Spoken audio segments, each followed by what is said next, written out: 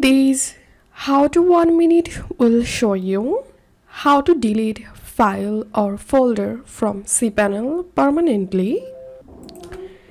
First of all, log into your cPanel and scroll down. Click on File Manager. Once you are in your File Manager, open the public_html file. Now, all you have to need just select the file or folder that you want to delete permanently. Then click on Delete.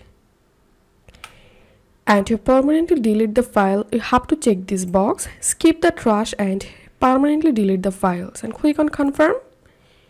And this is how we can delete files from cPanel permanently.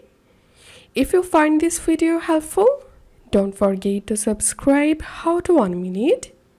See you in the next video.